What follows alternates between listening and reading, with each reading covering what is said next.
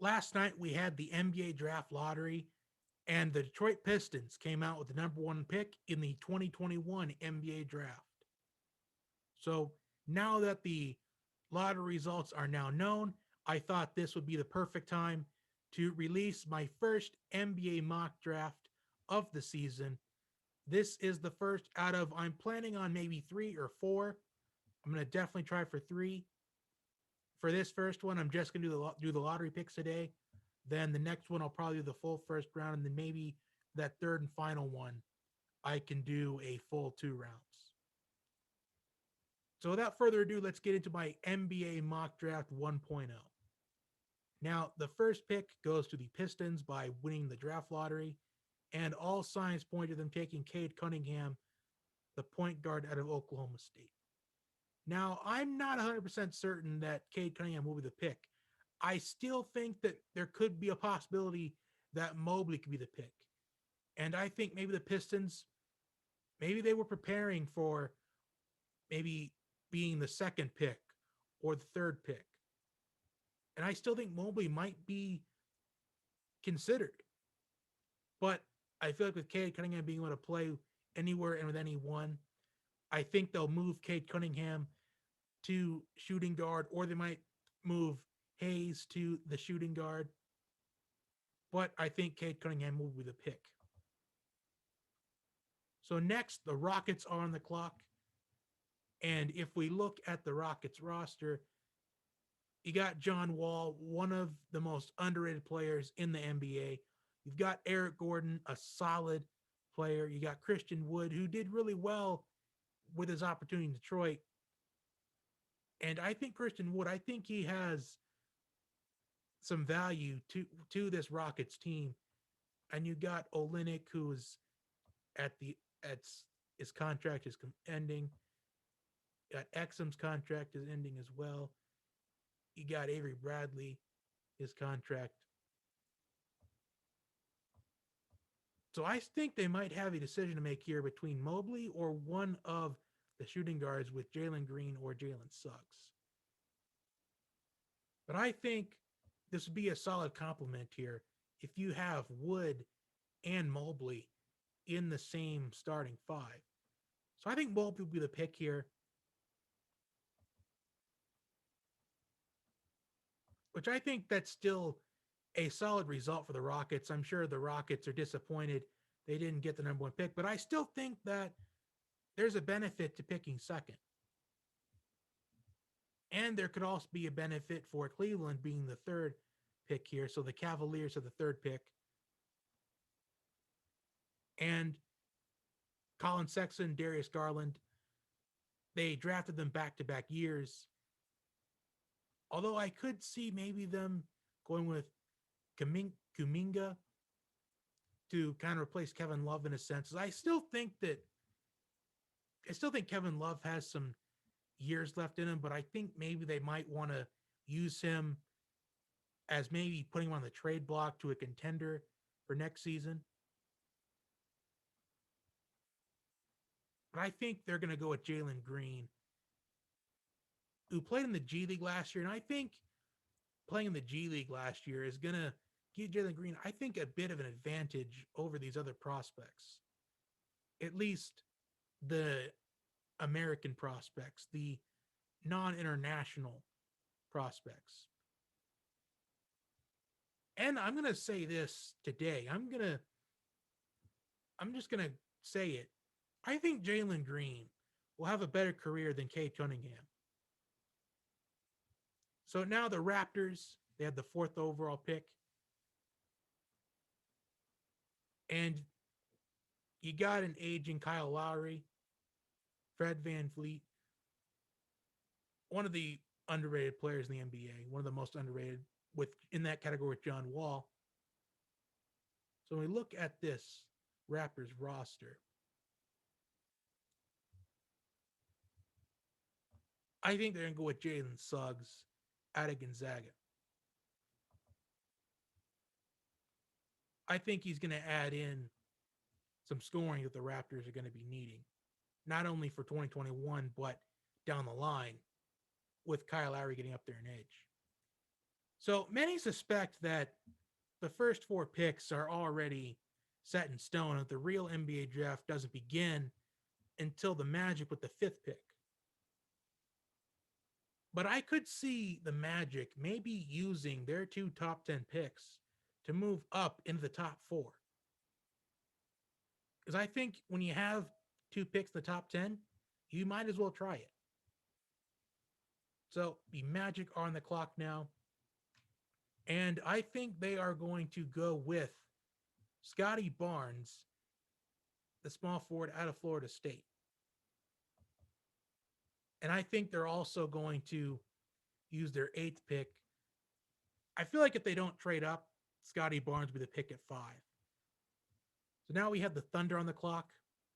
And when we look at the Thunder's team needs, I'd say you're pretty much needing almost anything with the exception of a shooting guard, because I think Gilgeous Alexander, I think he's a future all-star in the making. So I think you got to pair him up with someone that can play good defense and is a solid scorer, and that is Davion Mitchell out of Baylor. So now we have the Warriors on the clock now. And the Warriors, it could be considered a surprise that the Warriors are in this draft lottery. I mean, it kind of is a surprise based off of we've been used to seeing in the NBA Finals. I mean, Curry, Klay Thompson will be back next season. So, what do the Warriors maybe really need? I mean, if the Warriors can just stay healthy, they'd be the favorites in the Western Conference almost every single season with the roster that they have, or at least one of the favorites at the very least.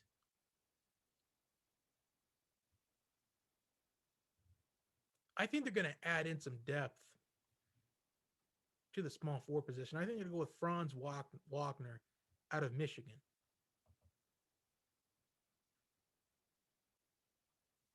So the Magic are back on the clock with the eighth pick, as this was the Bulls' first round pick, as this was part of the Vucevic trade.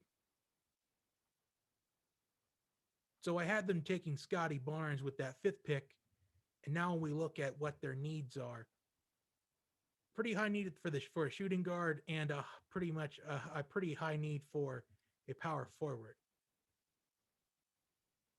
I think they're going to go with and then go with Jonathan Kaminga out of Congo. Although maybe I could see maybe them considering possibly Moses Moody. That could be a bit of a reach. Take Moses Moody, although I feel like Moses Moody is a top 10 prospect. I think they go with Kaminga. Next, we have the Kings on the clock. And when we look at the Kings roster, I think they've got some really solid pieces. I just think they just need to get a few more pieces to be playoff contenders. Because they've got De'Aaron Fox, I think one of the part of that category of underrated players in the NBA. I think the ceiling is high for De'Aaron Fox and for Buddy Hield as well. So they've got some solid scoring out of Fox and Hield. So I just think they're going to focus on their high needs here, a small forward and a center. So that's, I think, is going to be the move here for the Kings. So I think they're going to go with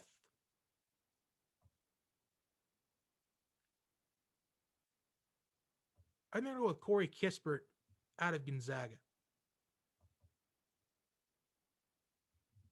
Now I have the Pelicans on the clock with the 10th pick.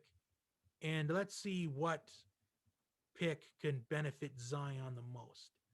So, a pretty high need for a shooting guard, a mild need for small forward, a mild need for a power forward,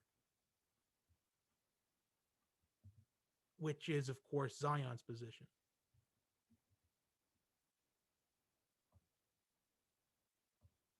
Although Zion can also play center too.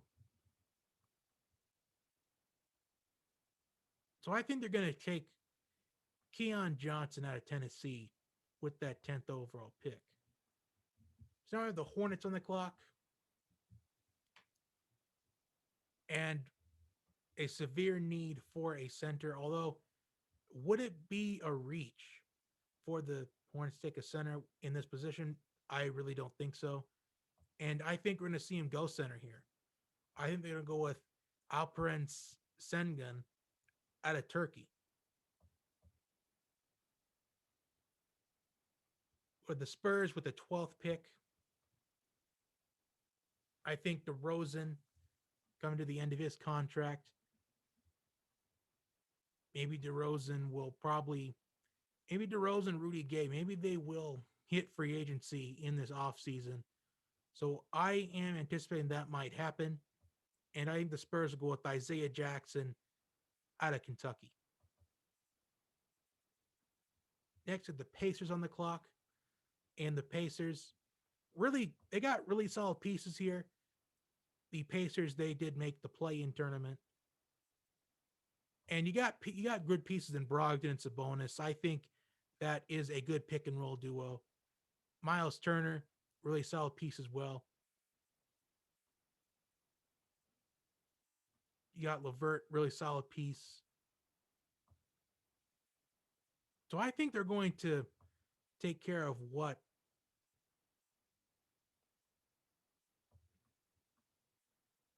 See, Pacers.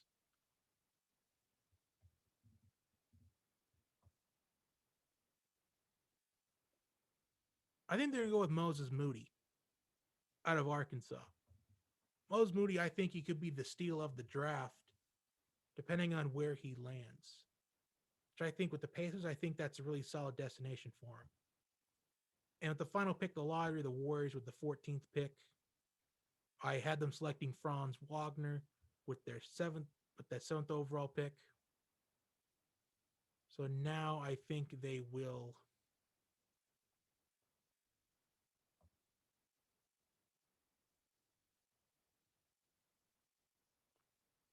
I think they're going to go with Kai Jones out of Texas.